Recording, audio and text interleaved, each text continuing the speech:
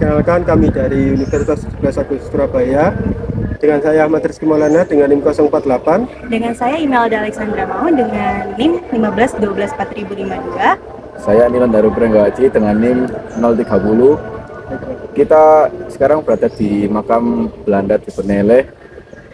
Di sini tujuan kami untuk melakukan tugas yang diperintahkan oleh Bapak Dr. Andes Widiatomo Eko Putro MA selaku dosen pengampu mata kuliah Patriotisme.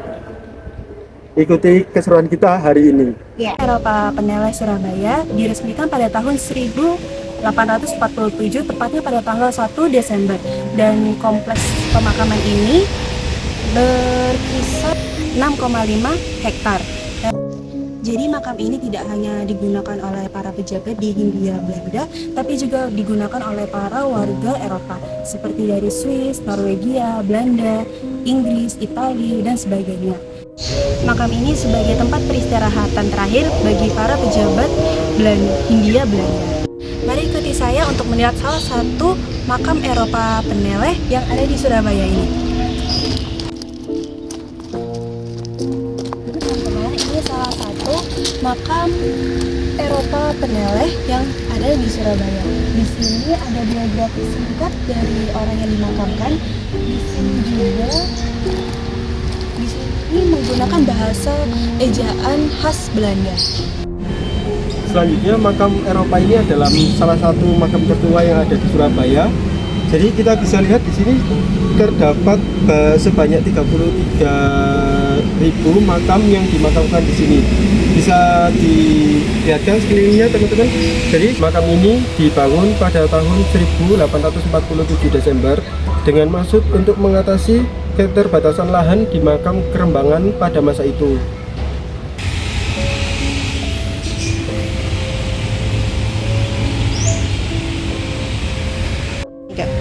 Sebagian besar yang dimakamkan di sini adalah tokoh-tokoh penting yang dulunya adalah seorang pejabat, bangsawan, ataupun orang-orang yang berpengaruh pada zamannya. Nah, yang ditandai dengan oleh tulisan marmer seperti ini, atau baja murni yang berkualitas tinggi yang masih dapat dibaca ya teman-teman, meskipun sudah beberapa yang mungkin sudah tidak terawat lagi, namun ada sebagian juga yang masih terawat dengan bagus yang bisa dijadikan selain untuk tempat berziarah, kita juga bisa untuk spot wisata ataupun foto-foto. Di makam Belanda Surabaya di Peneleh ini juga terdapat orang penting pada masanya, yaitu salah satunya di belakang saya ini ada makam dari Pierre Jean Baptiste de Perez. Beliau menjabat sebagai Wakil Direktur Mahkamah Agung Hindia Belanda dan komisaris di beberapa perusahaan besar.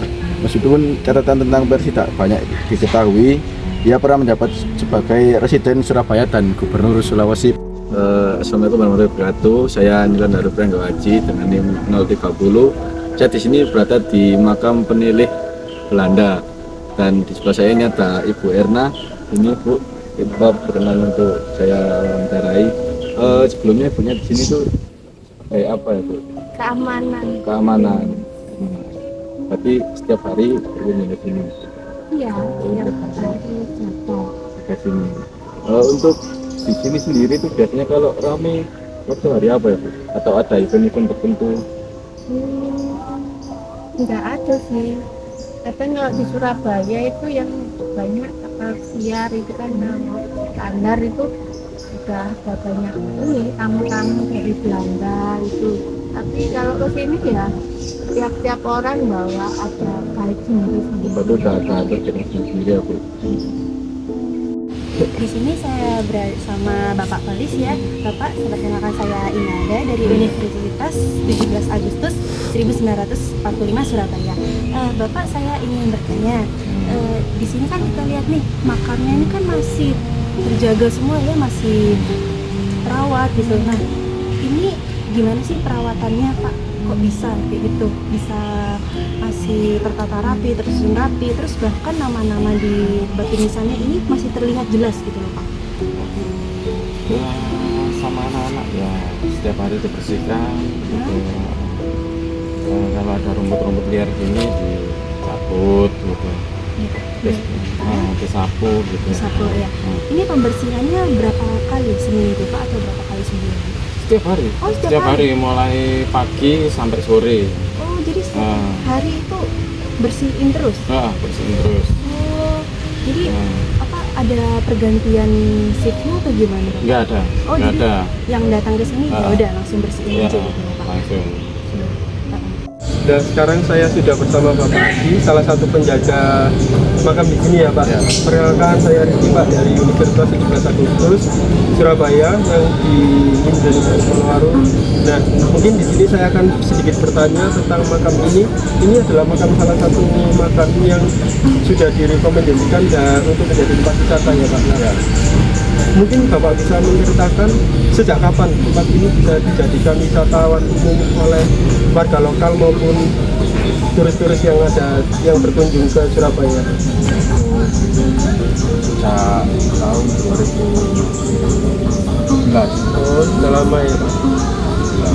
Sampai sekarang ya. Sekarang Jadi kalau misalkan datang di sini ini kebanyakan orang dari Surabaya atau keluarga yang mungkin dari luar negeri berkunjung untuk sekedar ziarah ke makam ini.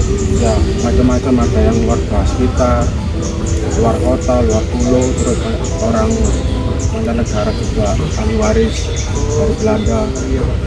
Berkunjung ke sini ya. Baik, terima kasih Bapak. Ya. Terima kasih ya Pak. Nah, hari ini kita sudah berkunjung dan mengeksplorasi tempat wisata salah satu yang ada di Peneleh Surabaya.